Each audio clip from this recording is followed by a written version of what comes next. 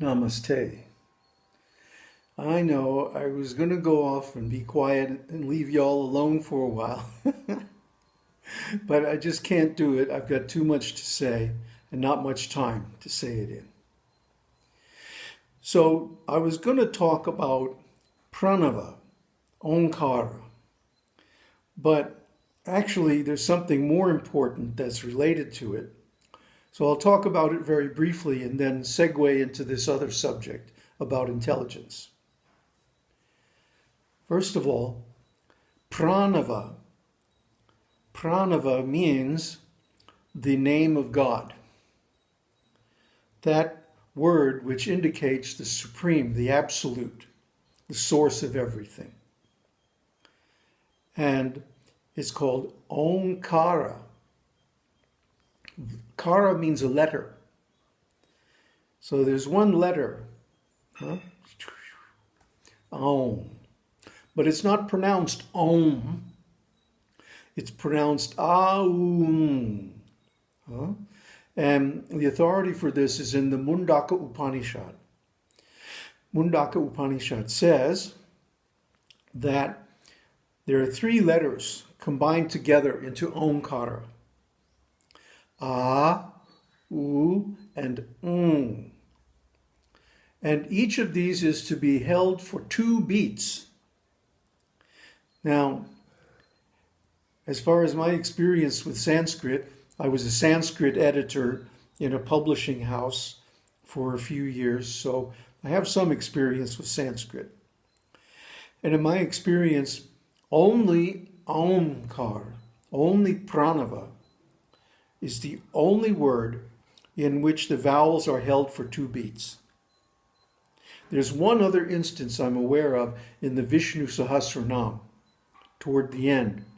Trilokan vapyabhutatva, where tril is held with the tongue on the top of the mouth for 2 beats. And the only other one is Omkara. So, Om, and you hear us when we pronounce it, especially in the mantras that we sing, that we follow this authority of the Mundaka Upanishad. Now, I could get into a whole riff on the meaning of Om and all that, but I already covered that in this series on the Gayatri, because Gayatri begins with Om. And it explains Om. So we're not going to go into that now. What we're going to go into is 3 kinds of intelligence. Now, everything in the universe, everything that exists, everything that you can perceive comes in 3 flavors. Sattva guna, Raja guna, and Tamo guna. This is explained by Krishna very nicely in the Bhagavad Gita. That everything that exists is of 3 types: sattvika, rajasika, and tamonika.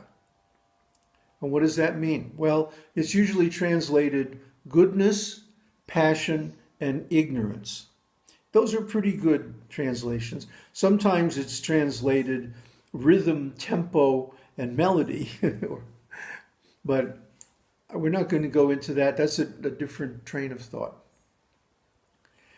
Really, what goodness is about is actions which result in enlightenment. And passion is about actions which result in material advancement. And of course, ignorance is about actions which result in self-destruction. So, you can see there are these 3 types of intelligence. So let's apply it to this example of the proper chanting of Omkara, the pranava. So a person with ignorant intelligence, first of all, either they won't believe it. Oh, that's just his opinion. Everybody does it another way. So this guy is full of it. I'm not going to follow it. The heck with it.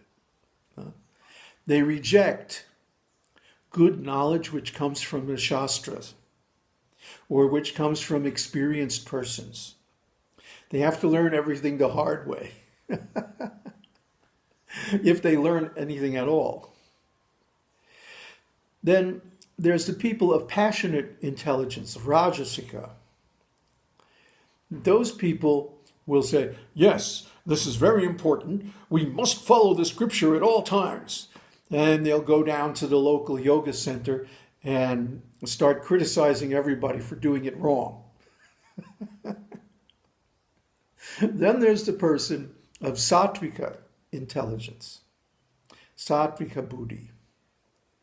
And what he does is he says, yes, this is the right way to do it. And so he simply does it that way from now on. And if other people are doing it some other way, well, that's their business. And if they inquire, well, he'll just refer them to this video. There's a good story that illustrates the difference between goodness, sattvic intelligence, and rajasic, or passionate intelligence. One time Lord Shiva was sitting with his wife Uma on his left knee, and their sons, Ganesh and Murugan. So Ganesh, of course, is the older son. Murugan is the younger son. So Shiva says, my sons, I will grant a boon to whoever can circumambulate the entire universe first. Okay. So Murugan gets up, yes, father, I'll do it. And he gets in his great chariot drawn by 8 white horses, and there's a blasting of horns and singing of angels and dancing of dancing girls. And with a great, great burst of light, he takes off into the universe. Meanwhile, Ganesh is just sitting there, feeding sweetmeats to his mouse. And Shiva says, Ganapati, aren't you going to try for this boon? Oh, and he said, oh, yes, father. Yes, I will. So he gets up and he walks around Shiva and then sits down again. I win, father. So what's going on here? The passionate intelligence uses effort and tries to create a big effect. He goes into action and he uses a lot of energy to try to attain his goals. Whereas the person in goodness, with sattvika intelligence, sattvika buddhi, he uses knowledge. See, he, instead of throwing a lot of energy at something, he thinks, what is the right way to do it? And he simply does it. And this kind of intelligence, although it may seem lazy, is actually much more effective, much more intelligent than rajasic intelligence. And of course, tamasic intelligence isn't intelligent at all. So we see, in general, with this whole teaching, if you look on this channel, you'll find, I don't know, more than 450 videos going back 7 or 8 years about everything from how to learn to the ethics of the disciple to basic concepts of being and becoming to meditation to devotional service to all kinds of things. So on this channel, everything is there that you need to attain self-realization. And actually, in one sense, it's biographical. It's a record of my journey over the last 7 or 8 years.